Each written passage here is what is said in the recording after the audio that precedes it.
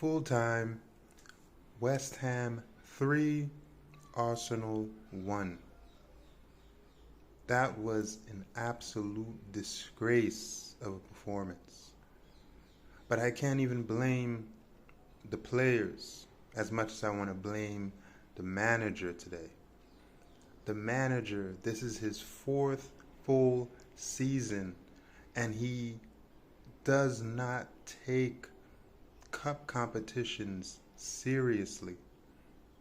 And if you can see that he doesn't take these types of competitions seriously, you have to start asking him questions in terms of, what do you think he's going to do in Europe? He doesn't have the best record in Europe.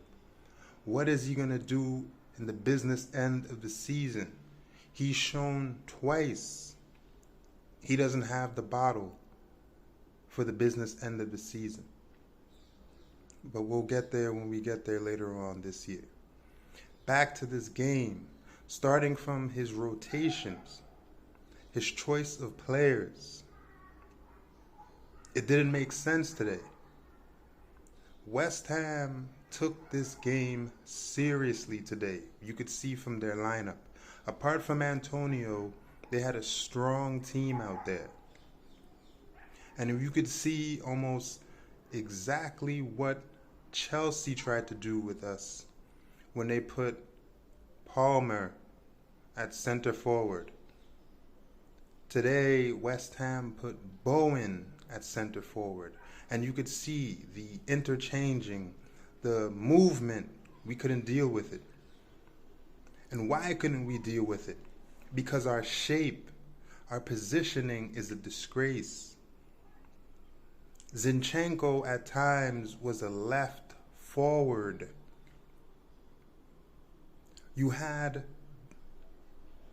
our $65 million flop, Havertz, just out there. He provides nothing to this team. He does nothing beneficial. You could see in his eyes, you could see in his movement, he's broken. There is no saving Havertz. You don't pay $65 million for a rescue job. He's finished. There's no heart. There's no will. There's no desire. There's no decisiveness from Havertz. How many times did he find himself in the box or around the final third? He didn't have anything about him. No drive, no desire, no killer pass, no shot, no touch that you could say, okay, we could build from this. Nothing. And the manager kept him out there as long as he did. For what? He showed you against Sheffield United he has nothing about him. He showed you against Sheffield United, a game where Eddie scored a hat trick. Could have had 4 if he wanted to. And Havertz did nothing against that team. You think he's going to do something today against the West Ham who are up for it? If you look at the statistics of this game, we dominated possession. But if you look at the clear-cut chances, the opportunities created, West Ham were all over us today. All over us today. We had a whole bunch of stats that you could say is basically stat padding. It was fluff. Didn't mean anything. Didn't mean anything. We didn't create any clear opportunities today other than a handful. And even when we did create half chances, we didn't take them. First half, we had some headers from corners, whether it was Eddie, Ben White, Havertz, none of which were put on target. None of them were struck with any conviction. Eddie had the best chance in the first half when Zinchenko got into a left forward position, dinked it over to Eddie, and Eddie 6 yards out, couldn't even put it on goal. This is a guy who just hit a hat trick the other day. Couldn't even put it on goal. But you could see this was not a game for Eddie. Eddie needs poor defending. He needs space. He needs 50 chances to score. We know this. Eddie cannot go against the defenders West Ham have. That's not his game. He can't hold the ball up. He doesn't have the strength, the physicality to play against these type of defenders. So that's where we went wrong today. And then after all of the possession that we had, whether it was Trossard or Nelson, who looked industrious today out there on the wings, we got nothing from the midfield. We got nothing from Eddie. We got nothing from him. And then West Ham, off of run of play, they score a goal from an own goal from Ben White. This match, or this round of the Cup, doesn't have VAR. So whether or not you want to say Ramsdale was fouled and a referee not seeing, didn't matter. It wasn't called. They get their goal off of an own goal. But what was so ridiculous, we go into halftime 1-0. Straight from kickoff of a halftime, West Ham damn near had a goal. They steal the ball off of Jorginho, who, just like in the Spurs game in the league, was lackadaisical on the ball. Bowen is through on goal, and it's saved from Ramsdale and then cleared off the line. The ricochet is cleared off the line by Ben White. That should have told us right there, yo, listen, West Ham are here to win this game. We didn't learn our lesson. A straight long ball over the top a few minutes later to Kudos. A nice touch to get it at his feet. Kills Zinchenko, gets him out of the game. Gabriel just stands there and opens up his body, and Kudos just places the shot at the far post. 2-0, we're down. And now we have everything to do.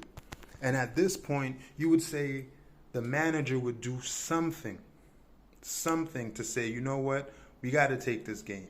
We have to win this game. We got to stay in the cup. We need trophies.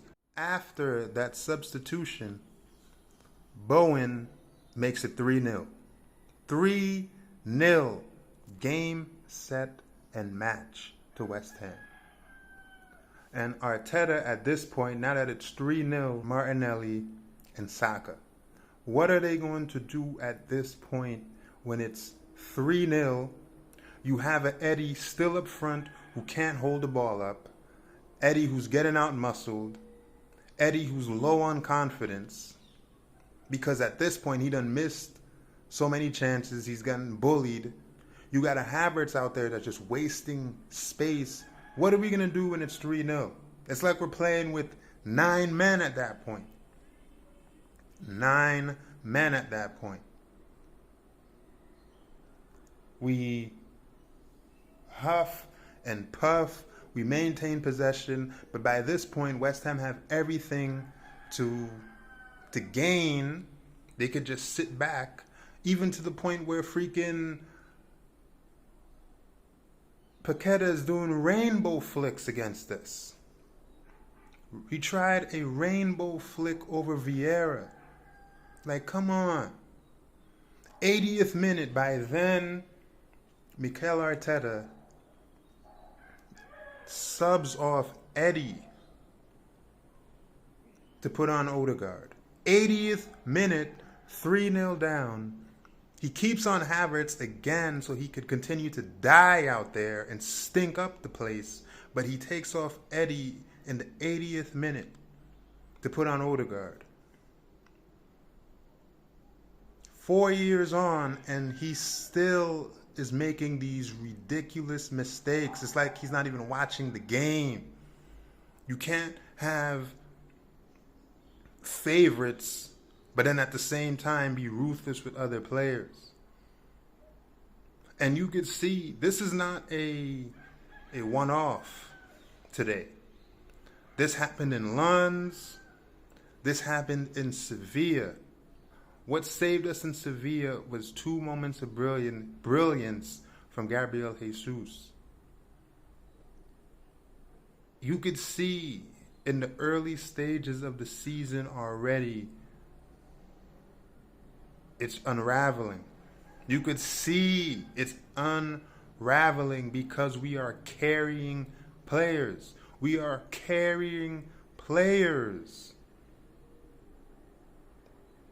He could see Zinchenko offers us nothing, but at the same time, Zinchenko is playing multiple positions because we are getting nothing from the midfield. We're getting nothing from Havertz. So not only does he have to be in the left back position, he has to be in the center mid position. He had to be a freaking left forward today because Havertz is offering us nothing.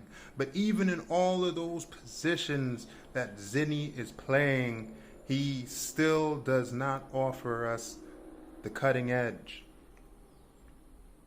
He doesn't give us that decisiveness.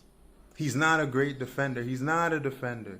So it's like we have a guy out there that's doing all of these things, a jack of all trades, but he's not great at any of them. And then you have a Havertz out there who is just out there. That's basically what he is. He's just out there. He's not doing anything. When he gets the ball, he doesn't try to drive at defenders. When he gets the ball, he doesn't try to give you a killer pass. He doesn't take shots. What the hell is the point of him having to be out there? You have a Jorginho who turns slower than a snail, who needs 1,000,000 years to do anything on the ball. Why do we have him? We say that we're trying to compete. Why do we have him? He's not offering us anything. You could see again, the moment he's pressed, he loses the ball, and right away we're under threat. Because Zinchenko's never in position. What are we doing? Basically, what are we doing?